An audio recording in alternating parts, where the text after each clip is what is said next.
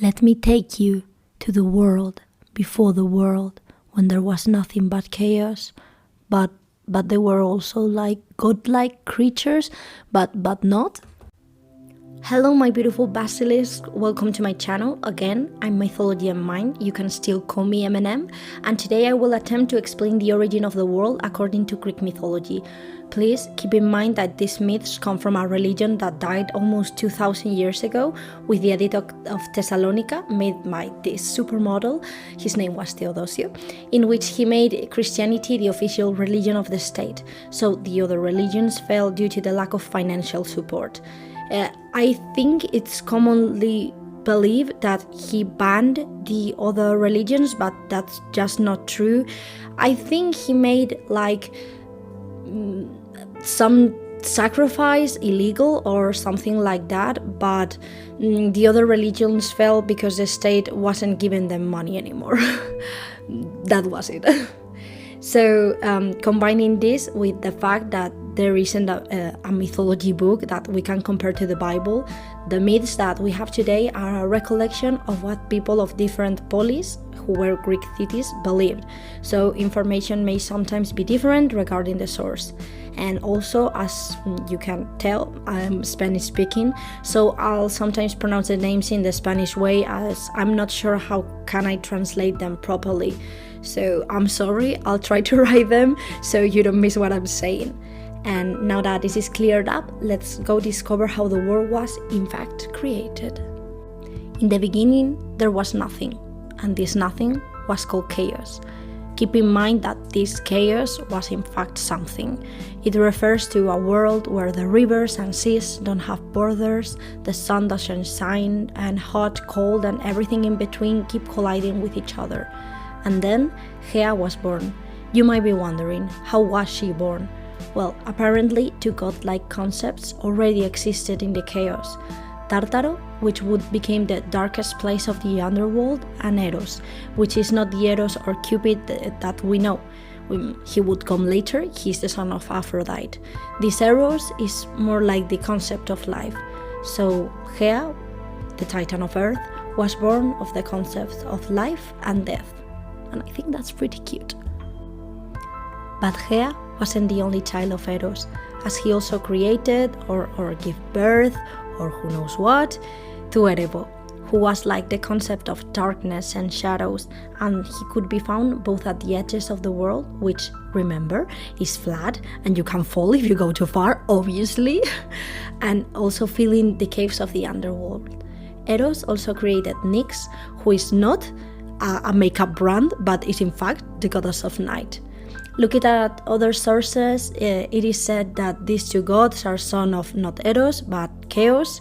Personally, I'd like to think they are Eros' sons, because I just love the concept of chaos creating love, and love creating darkness and night. I think it's pretty poetic.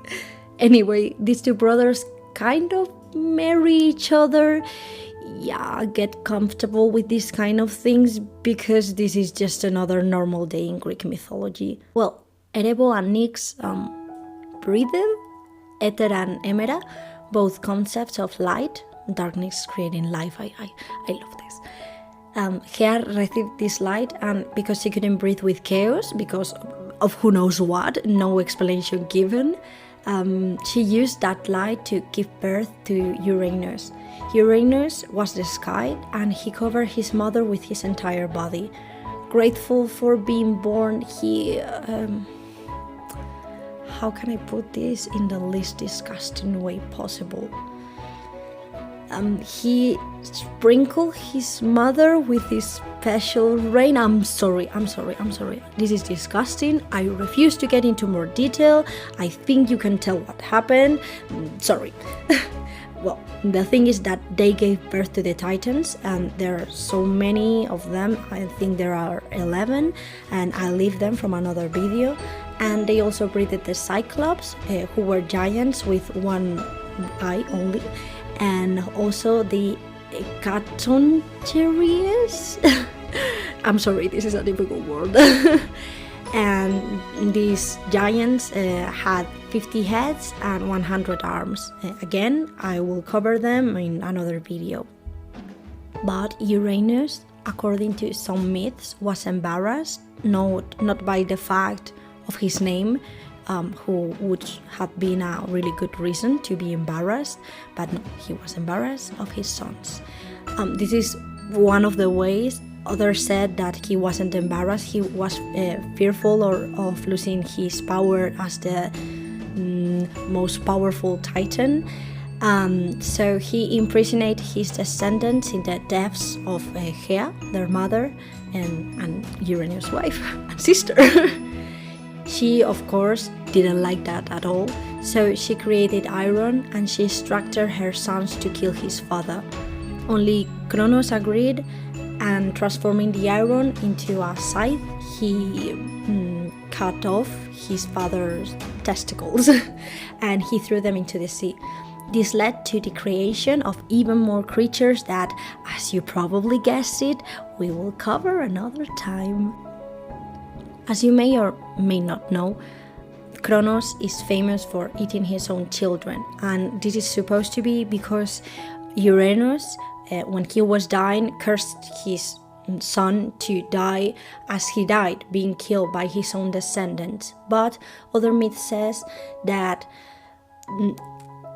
Chronos' big brother, who was called Titan, was supposed to be the heiress of the throne of the Titans because he was the oldest, but he said he would give Chronos the throne if he killed his children, because then if Chronos died or he couldn't have power anymore, Titans will still have the throne, not gods.